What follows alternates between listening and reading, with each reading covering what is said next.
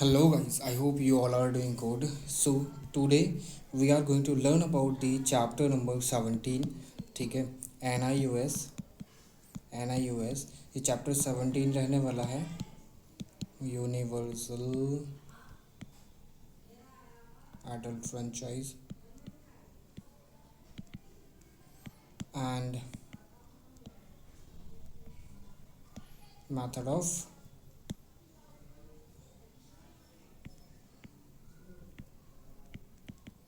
representation. So now this is the chapter number 17 and the name of the chapter is this. ठीक है, ये NIUS के class 12th का chapter 17 है। तो हम इसको काफ़ी थॉरोली पढ़ने वाले हैं in detail. I will be teaching you each and every aspect of this particular chapter. ठीक है, सो without wasting time we should start the video and the class I should say like this. Okay, so अभी तक अगर आपने channel को subscribe नहीं करा है तो चैनल को सब्सक्राइब कर दीजिए और वीडियो को लाइक कर दीजिए। आप चैनल को ज्वाइन कर सकते हैं, ज्वाइन कीजिए चैनल को और you can participate and be the member of this particular channel and your participation really will be appreciated and immensely appreciated. I just want that you should join and you can click on the join button and contribute to the channel as well. ठीक है, तो आप join कर सकते हैं। तो चलिए चालू करते हैं वीडियो को। I welcome you all to the channel. I am your friend Arun Shamu.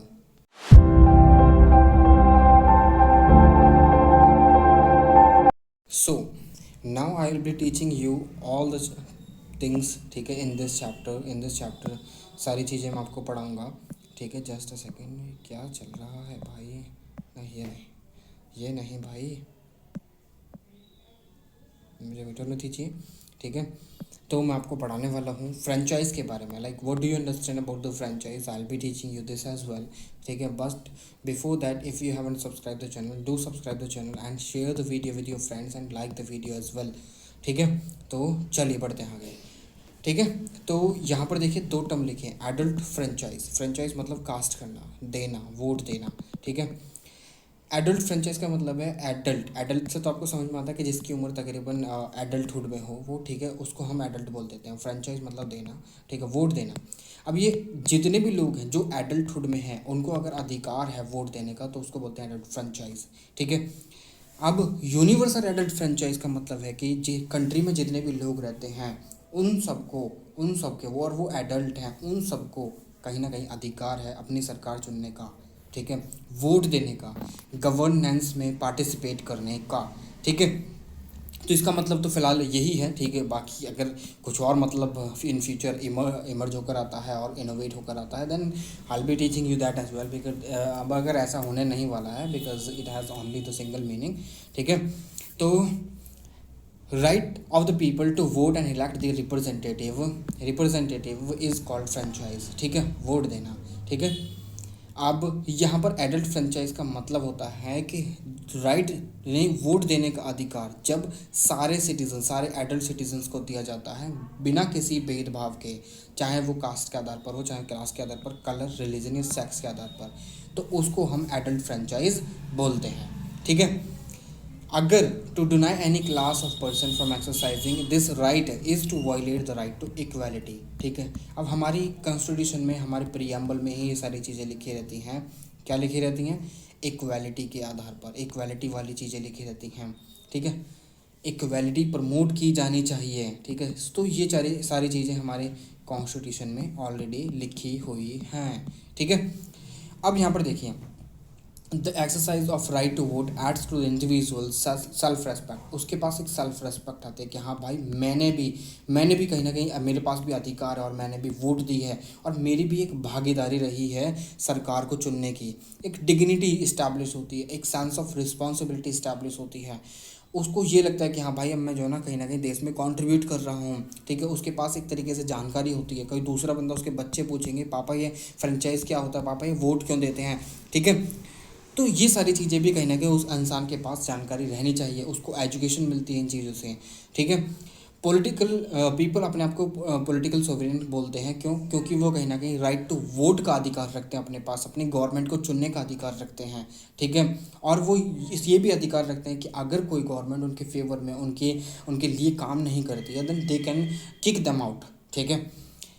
ये बात समझ में? दैट इज़ वाई डेमोक्रेसी को कुछ समय पर इसलिए ये भी बोला जाता है कि यहाँ पर mode of appointment, controlling and dismissing of the government लोगों के द्वारा की जाती है। कहते नहीं है democracy, CRACY, is of the people, for the people, by the people, ठीक है। तो ये चीज़ है डेमोक्रेसी, ठीक है। As provided for in the constitution of the land, the citizens cast their vote on regular intervals to elect the representative to the parliament, to the state legislative assembly, and such other institutions as are essential organs of political power in democracy, ठीक है। इसी को बोलते हैं, इन्हीं को बोलते हैं रिप्रेजेंटेटिव इंस्टीट्यूशंस, जहाँ पर जो लोग हैं उनके द्वारा चुने हुए नुमाइंदे कहीं ना कहीं पावर में जाकर बैठते हैं और उनके लिए पॉलिसीज, रूल्स एंड रेगुलेशंस का निर्माण करते हैं, ठीक है। समझ में आ गया आपका बात? चलिए अब देखिए, अगर हम यूनिवर्सल एडल्ट फ्रेंचाइज की बात करें, you have seen, you have if you have been the student of a history, then you might have come across this particular thing that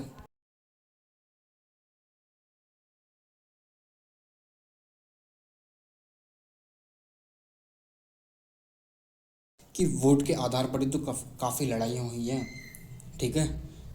कुछ कंट्रीज़ जैसे कि 1978 की बात करें, 78 की बात करें, तो यूएसए में बहुत बाद में अधिकार दिया गया है औरतों को, यानी फीमेल्स को और लड़कियों को वोट देने का, ठीक है। फ्रांस में काफ़ी देर में ये अधिकार मिला, हम पढ़ेंगे इस चीज़ के बारे में। तो एक तरीके से यूनिवर्सल एडल्ट फ्रेंचाइज का मतलब होता है कि जो लोग हैं और वो एडल्ट हैं, चाहे फिर वो मेल हो या फीमेल हो, उन सबको अधिकार है अपनी सरकार चुनने का, वोट देने का, एक डेमोक्रेसी में, ठीक है।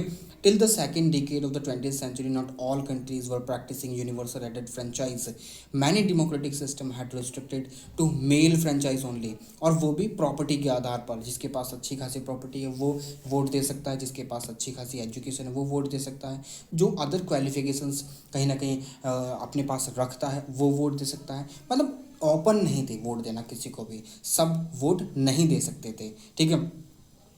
अब ये बहुत ही ज़्यादा, जैसे कि हम सब बोलते हैं कि जो वेस्टर्न कंट्रीज़ हैं वो काफ़ी ज़्यादा डेमोक्रेटिक हैं, काफ़ी डेवलप्ड हैं। इवन वेस्टर्न कंट्रीज़ में भी ये सारी चीज़ें प्रैक्टिस नहीं थी। The people who are still living in the western countries, they were not having this right to vote, ठीक है, ठीक है, which are known for the long experience of some sort of representative government और governance, ठीक है। उनके पास भी सारी चीज़ें नहीं थी।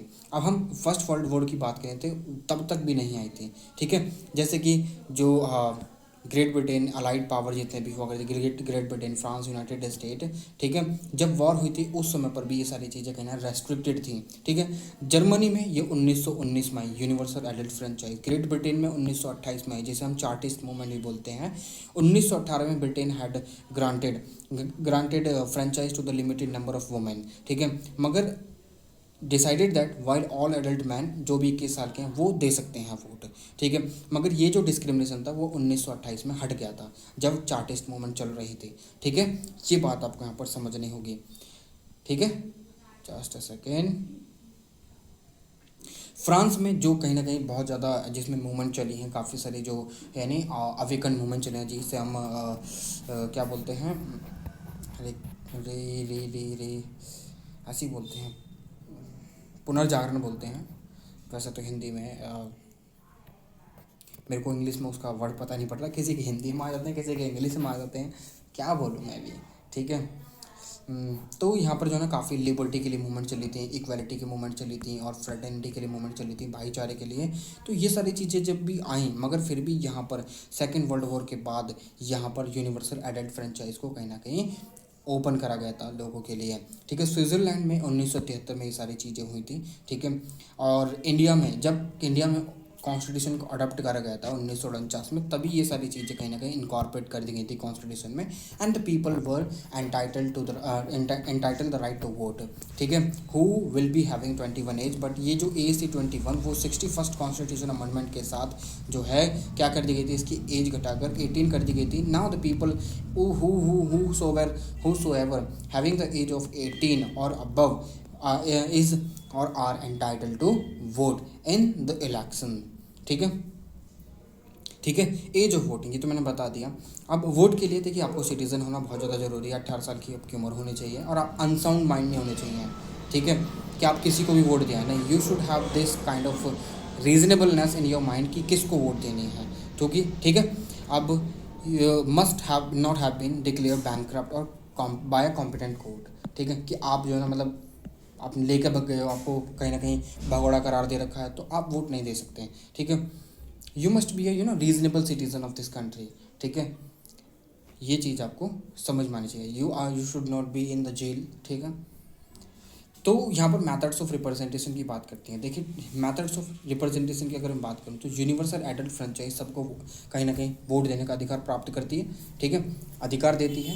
There are two main method जिससे कहीं ना कहीं हम अपने रिप्रेजेंटेटिव्स को कहीं ना कहीं इलेक्ट करते हैं, ताकि वो हमारे बिहाफ पर जो पार्लियामेंट है, संसद है, उसमें जाकर बैठे और हमारे बिहाफ पर कहीं ना कहीं रूल्स एंड रेगुलेशन और अदर जो लॉज हैं वो फ्रेम करें, ठीक है। पहला है टेरिटोरियल रिप्रेजेंटेशन। इस सिस्टम में क्या होता है कि सारे के सारे एलिजिबल वोटर्स होते हैं, वो एक स्पेसिफिक एरिया में रह रहे होते हैं और वो अपना एक रिप्रेजेंटेटिव चुनते हैं, ठीक है, और वहाँ से वो जो रिप्रेजेंटेटिव होता है वो उनके बिहाफ पर सारी चीज़ें करता है, तो उसको बोलते हैं टेरिटोरियल रिप्रेजेंटेशन, ठीक है। जैसे कि कॉन्स्टिट्यूंसी होगी, एक जोग्राफिकल एरिया कॉन्स्टिट्यूंसी को बोला जाता है, क्या बोला जाता है, कॉन्स्टिट्यूंसी को, जो एक जोग्राफिकल एरिया जो होता है उसको एक कॉन्स्टिट्यूंसी बोल दिया जाता है, और वहाँ से एक बंदा निकल कर आता है तो वो एक पर्टिकुलर जोग्राफिकल एरिया को रिप्रेजेंट करता है, उसको बोलते हैं टेरिटोरियल रिप्रेजेंटेशन, ठीक है। अब फंक्शनल रिप्रेजेंटेशन की बात करें। फंक्शनल रिप्रेजेंटेशन मीन्स कि रिप्रेजेंटेटिव जो है वो काफ़ी सारे जो मतलब एक तरीके से प्रोफेशनल्स हैं, चाहे फिर वो वर्कर्स हों, इंडस्ट्रियल वर्कर्स, ट्रेडिंग फंक्शनल्स हों, मेडिकल प्रैक्टिशनर्स हों, लॉयर्स हों, टीचर्स हों, ट्रांसपोर्टर्स हों, उनके द्वारा इलेक्ट करा जा रहा है, ठीक है। अब ये जो लॉयर्स वगैरह, ट्रेड इंडस्ट्रियल वर्कर, ये चाहे कंट्री के इस कोने में रह रहे हों या फिर इस कोने में रह रहे हों, ये वोट करेंगे खाली, ये इनका जो रिप्रेजेंटेटिव होगा वो एक होगा, ठीक है। तो एक तरीके से यहाँ पर टेरिटोरियल नहीं है, यहाँ पर फंक्शनल रिप्रेजेंटेशन है, ठीक है। ये बात आपको समझ में आ गई। चलें आगे, चलिए। अब ये कॉन्स्टिट्यूंसी क्या होती है, एक बॉडी वोटर्स की, और वो एक एरिया होता है जहाँ से वो जो वोटर्स हैं अपने एक रिप्रेजेंटेटिव को निकाल कर देते हैं, उस एरिया को कॉन्स्टिट्यूंसी बोला जाता है। जैसे कि लोकसभा कॉन्स्टिट्यूंसी, हमारा जो भारत है वो 500 कुछ कॉन्स्टिट्यूंसी में 543 कॉन्स्टिट्यूंसी में डिवाइडेड है, ठीक है, और 543 सीट ही हैं हमारे संसद में, ठीक है। हमारे संसद में 543 सीट है। आपका ये सवाल बनता है कि लोकसभा में कितनी सीट है और राज्यसभा में कितनी सीट है, आपको ये मुझे बताना है, ठीक है। अब सिंगल मेंबर कॉन्स्टिट्यूंसी क्या होती है। सिंगल मेंबर कॉन्स्टिट्यूंसी ये होती है कि जैसे कि हमारी होगी, हमारे यहाँ पर 543 कॉन्स्टिट्यूंसी है तो 543 ही क्या होंगे, वो मेंबर होंगे जो संसद में बैठेंगे, ठीक है। देखिए पीछे से आपको कुछ थोड़ी थोड़ी आवाज़ सुनाई दे सकती है, I am really very sorry for that, ठीक है। तो यहाँ पर 543 मेंबर होंगे जो बैठेंगे, जो इनकी कॉन्स्टिट्यूंसी होगी वो एक ही होगी और वहाँ से एक ही जना आएगा, उसको बोलते हैं हम सिंगल मेंबर कॉन्स्टिट्यूंसी। और ये जो काइंड ऑफ सिस्टम जो फॉलो करा जाता है वो इंडिया, ब्रिटेन, यूएस, कनाडा, रसिया, ऑस्ट्रेलिया, नेपाल और पाकिस्तान जैसी कंट्रियों में भी फॉलो करा जाता है। अब अगर मल्टी मेंबर कॉन्स्टिट्यूंसी की बात करें तो ये जो चीज़ें फॉलो करी जाती हैं वो स्विट्ज़रलैंड में फॉलो करी जाती है, डेनमार्क में, स्वीडन और इटली, क्योंकि यहाँ पर जो क्षेत्र है ना बहुत छोटा क्षेत्र है, ठीक है, इसलिए यहाँ पर मल्टी मेंबर कॉन्स्टिट्यूंसी होती है। एक पूरा देश है उसको 2 कॉन्स्टिट्यूंसी में बराबर भागों में बांट दिया। अब वहाँ से एक पॉलिटिकल पार्टी खड़ी होती है और वहाँ से एक ही कॉन्स्टिट्यूंसी से तकरीबन काफ़ी सारे मेंबर इलेक्ट किए जाते हैं, जितने भी उस पार्टी को वहाँ पर वोट मिलती है। जो वोटिंग सिस्टम इन कंट्रीज़ में चलता है, जैसे कि आपका जो PR चलता है, प्रोपोर्शनल रिप्रेजेंटेशन सिस्टम चलता है, अभी मैं आपको बताने वाला हूँ। In multi member constituency usually the method of proportional representation system is adopted, ठीक है। ये एक इलेक्शन का सिस्टम होता है, ठीक है। चले आगे, चलिए। अब इलेक्शन के सिस्टम कौन कौन से होते हैं। एक तो सिंपल मेजोरिटी सिस्टम होता है जहाँ पर जिस भी बंदे को ज़्यादा वोट मिल जाते हैं वो कहीं ना कहीं जीत जाता है। अब ज़्यादा वोट का मतलब क्या होता है, देखिए मान लीजिए 100 वोट थी, 100 लोग थे जिनको वोट देनी थी, सीट कितनी थी, दो मेंबर खड़े हुए थे जिनको कहीं ना कहीं 51 सीट लानी थी, 51% वोट लेकर आने थे, ठीक है, जितनी भी वोट पोल होती हैं। अब 100 लोगों में से 70 लोगों ने वोट दी है, ठीक है, 70 लोगों ने वोट दी हैं। अब जो 40 लोग हैं, 40 लोगों ने मान लीजिए 2 मेंबर खड़े होते ए और बी खड़े हुए हैं और 100 लोग वोट देने वाले हैं। 100 लोगों को चुनना है, इनमें से कौन सा चुना जाएगा, ठीक है। मान लीजिए इनमें से एक लीडर चुना जाना चाहिए, ए या बी, ठीक है। 100 लोगों को वोट देनी है। अब 100 में से जो है ना घर में से निकल कर 70 जाते हैं कि हम 70 ही वोट देंगे, बाकी नहीं जाते, भाई मेरा मन नहीं कर रहा, मेरे को बुखार है, मैं यहाँ जा रहा हूँ, मैं वहाँ जा रहा हूँ। 70 जने वोट देने जाते हैं। ए को जो वोट मिली है वो 35 मिली हैं और बी को जो वोट मिली है वो 20 मिली हैं, ठीक है, और 20 मिली हैं और बाकी की नल एंड वॉइड गई हैं। तो इसमें जो है हमें मेजोरिटी कितनी चाहिए, हमें मेजोरिटी आधी वोट चाहिए, ठीक है। आधी से ज़्यादा वोट तो यहाँ पर मिल चुकी है ना, 35 वोट यहाँ पर मिल चुकी हैं, यानी 36, मान लीजिए ए को 36 वोट मिली है, तो यहाँ पर ए को जो है ना मेजोरिटी प्राप्त हो चुकी है, बहुमत प्राप्त हो चुकी है। मगर आप यहाँ पर कहेंगे कि सर जी वोटर तो 100 थे तो 50 वोट मिलनी चाहिए थी। नहीं, जितनी वोट पोल हुई है ना उसका मेजोरिटी निकाला जाता है, ठीक है। तो इसलिए यहाँ पर सिंपल मेजोरिटी में यही बोला जाता है कि जिसको भी ज़्यादा से ज़्यादा वोट मिल जाती हैं उसको हम लीडर घोषित कर देते हैं, ठीक है।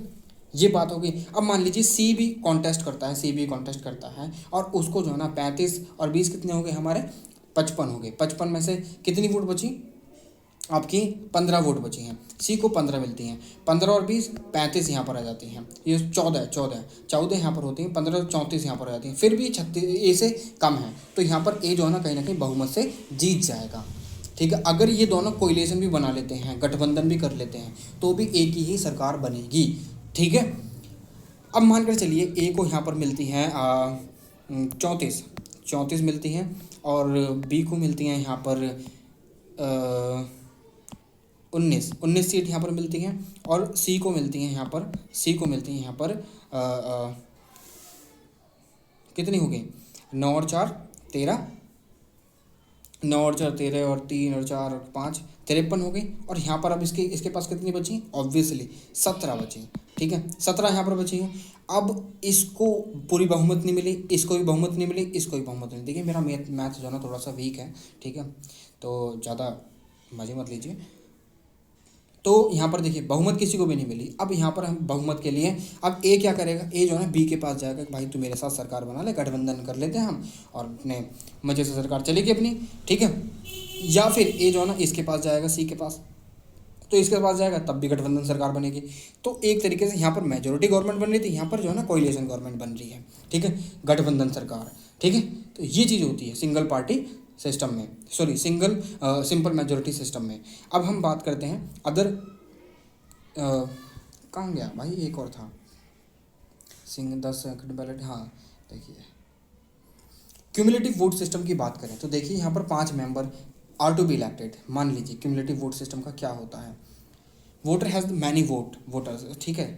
This system a voter has as many voters as the number of seat in the constituency. The voters has option, voters के पास ऑप्शन है, ठीक है। he or she can cast vote for all the candidate or concentrate all his vote और her votes to one, ठीक है, एक ही जने के लिए। अब यहाँ पर मान लीजिए 5 मेंबर जो है ना इलेक्ट होने हैं, ठीक है, 5 मेंबर इलेक्ट होने हैं, ठीक है, are to be elected. The voter gave many of his vote to only one candidate, एक कैंडिडेट को दिए और distribute it among few of all candidate.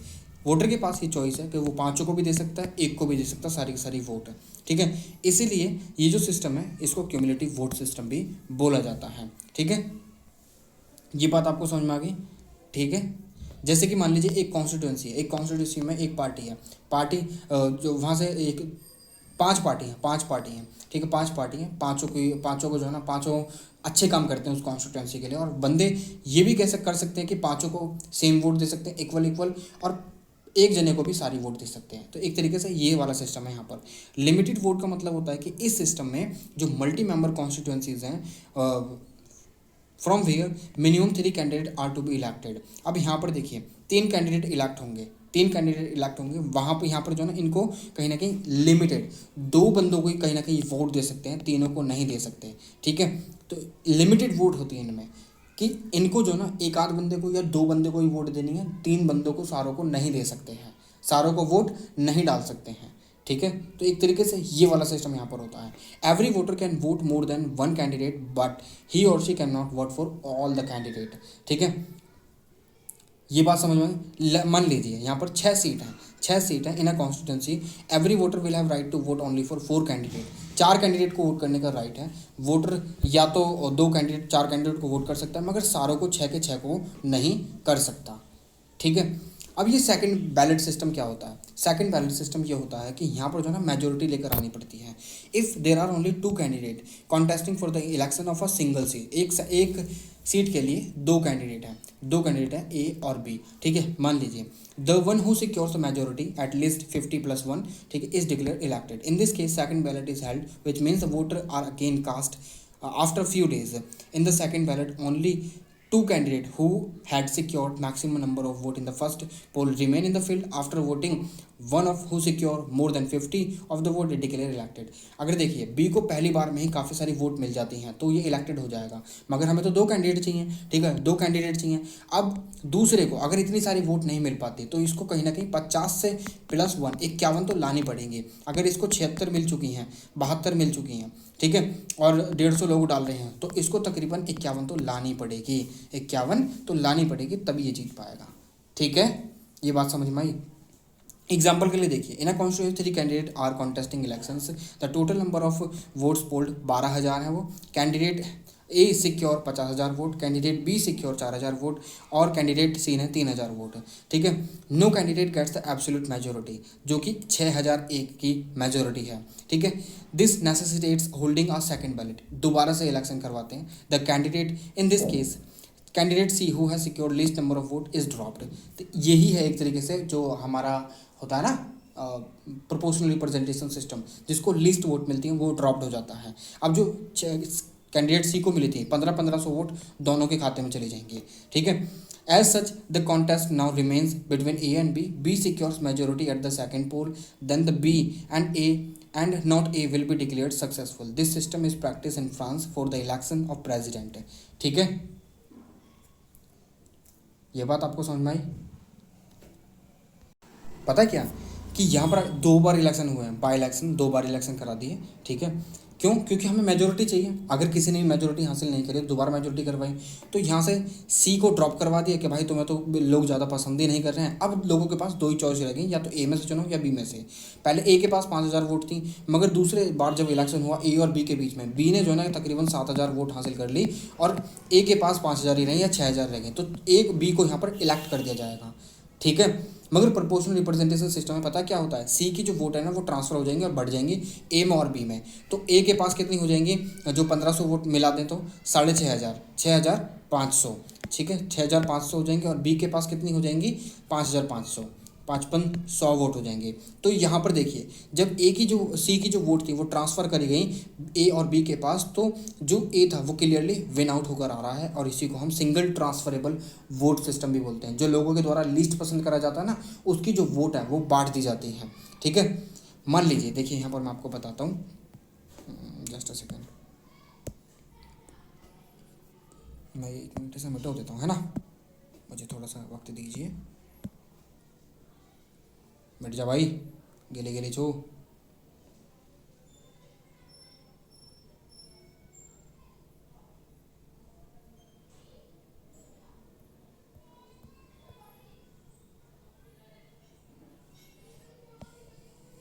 देखिए 3 कैंडिडेट ए बी और सी, 12,000 वोट थी, 12,000 वोटर्स थे। ए को कितनी वोट मिली, ए को 5 पहली बारी में 5,000, बी को 4,000, ठीक है, सी को 3,000। ठीक है, 3,000 वोट मिली। अब देखिए ये तो हो गया था आपका सिस्टम दूसरा वाला, कौन सा था, 1 मिनट रुकिए मुझे चेक कर लेने दीजिए। ये नहीं, ये भी नहीं, ये भी नहीं, क्या ये था, हाँ ये था, ये वाला था। ठीक है, अभी मैं आपको समझाता हूँ प्रोपोर्शनल रिप्रेजेंटेशन सिस्टम, ये वाला था। ठीक है, यहाँ पर ये वाला, तो यहाँ पर सी को कितनी मिली थी, 3,000 वोट मिली थी। कितनी चाहिए थी हमें मेजोरिटी, 6,001 की चाहिए थी। ठीक है, तो यहाँ पर देखिए अब ये वाली मेजोरिटी चाहिए थी। अब देखिए प्रोपोर्शनल रिप्रेजेंटेशन सिस्टम में क्या होता है, मानकर चलिए ये हम जो प्रोपोर्शनल रिप्रेजेंटेशन सिस्टम है वो हम प्रेसिडेंट के इलेक्शन के लिए, वाइस प्रेसिडेंट के लिए और हमारे जो राज्यसभा में जितने भी इलेक्शन होते हैं उनके लिए यूज़ करते हैं। मान लीजिए हमें जो है प्रेसिडेंट के लिए इलेक्शन करवाने हैं तो हमें जो है ना एक ही जना विनर चाहिए। तो देखिए 3 कैंडिडेट यहाँ पर खड़े हुए हैं, 12,000 वोटर्स हैं, ठीक है। 12,000 ने अपनी वोट कास्ट करी तो ए को 5,000 मिली है, बी को 4,000 मिली है और सी को 3,000 मिली है, ठीक है। अब देखिए लिस्ट वोट किसको मिली है, लिस्ट वोट किसको मिली है, सी को मिली है, सी को मिली है। तो सी की जो वोट है वो अब डिस्ट्रीब्यूट कर दिए जाएंगे। मगर उससे पहले यहाँ पर जो जो लोग थे इन्होंने अपनी प्रेफरेंस दी थी कि जो वोटर्स हैं, अब यहाँ वोटर्स की जगह हम इसे हटा देते हैं और मैं आपको अब सिंपल वे में समझाता हूँ। 12 वोटर्स हैं, 12 वोटर्स हैं। अब 12 वोटर्स ने 5 वोट तो ए को दी हैं, 4 वोट बी को दी हैं और 3 वोट इनको दी हैं, ठीक है। अब ये 12 वोटर्स के पास ये प्रेफरेंस भी थी कि इन्होंने जो प्रेफरेंस दी है 4, पहली preference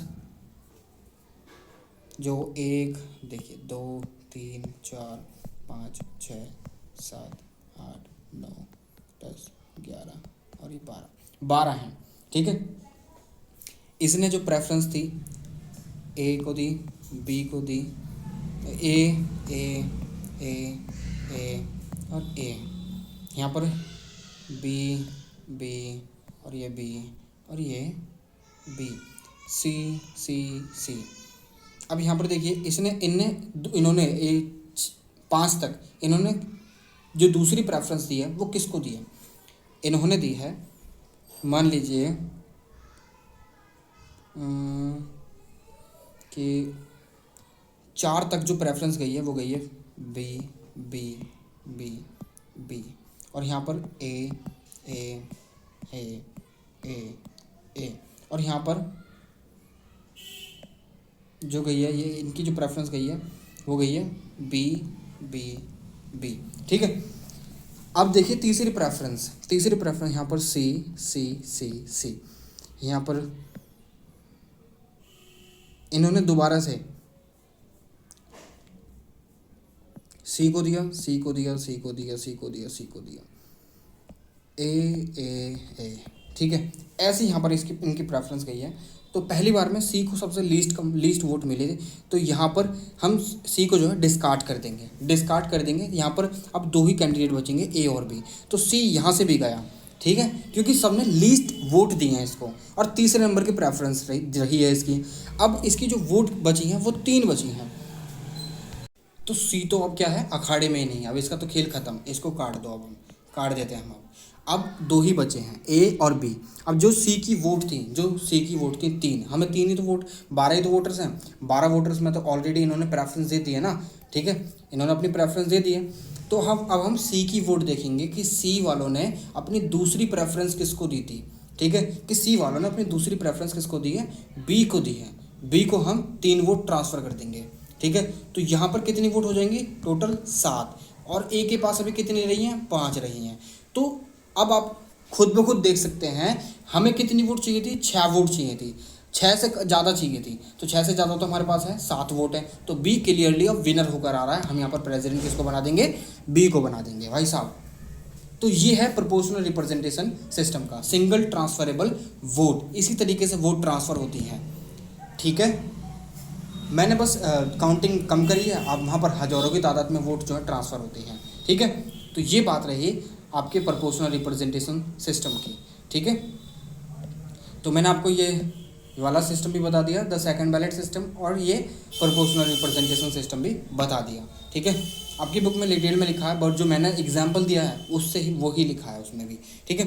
the system of proportional representation system is an electoral device to insure representation of all sections of the people more or less in proportion to their voting strength. Under this system, any group, whether it is political party or interest group, will secure the representation in proportion to their votes, ठीक है, जो उसने obtain करी है, ठीक है। तो ये रहा आपका प्रोपोर्शनल रिप्रेजेंटेशन का सिस्टम का पूरा चार्ट, ठीक है, लिखा है, आप पढ़ सकते हैं, ठीक है। J.S. Mill was an ardent advocate of proportional representation system. John Stuart Mill बोलते हैं इसको, ठीक है।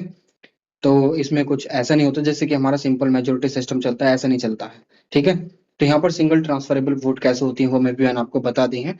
ठीक है, और प्रेफरेंशियल सिस्टम चलता है, प्रेफरेंस किसको दी जाती है, पहली प्रेफरेंस कौन है, दूसरी प्रेफरेंस कौन है, तीसरी कौन है, तो मैंने आपको बता दी है ये। ठीक है, तो ऐसे ही आपकी काउंटिंग चलती है, फिर वोट ट्रांसफर होती है जिसको हम ट्रांसफरेबल वोट बोलते हैं। तो लिस्ट सिस्टम होता है, इसमें जो ना लोगों को लिस्ट दी जाती है, उसमें से लिस्ट में से या तो वो लिस्ट में से कैंडिडेट को प्रेफर करते हैं या फिर जो पॉलिटिकल पार्टीज की लिस्ट होती है उसको प्रेफरेंस देते हैं। तो ये लिस्ट सिस्टम होता है। ठीक है, अब लिमिटेड और क्यूमुलेटिव वोट मैंने बता दिया है, सेकंड बैलेट सिस्टम भी मैंने आपको बता दिया है। ठीक है, तो ये आपका जो चैप्टर है नाउ अब खत्म होता है। Now if you have any other query तो आप मुझसे पूछ सकते हैं। ठीक है, एट द रेट, एक minute, at the rate Arun Shamu 0। ठीक है, ये इंस्टाग्राम का भी हैंडल है, इंस्टा का भी है और टेलीग्राम का भी है। तो आप दोनों पे मुझसे कनेक्ट हो सकते हैं और अपने जो क्वेश्चंस हैं, क्वेरीज हैं, वो मुझसे आप पूछ सकते हैं। ठीक है, इजीली। और चैनल को ज्वाइन कर लीजिए so that you can contribute a little bit, you can make contribution.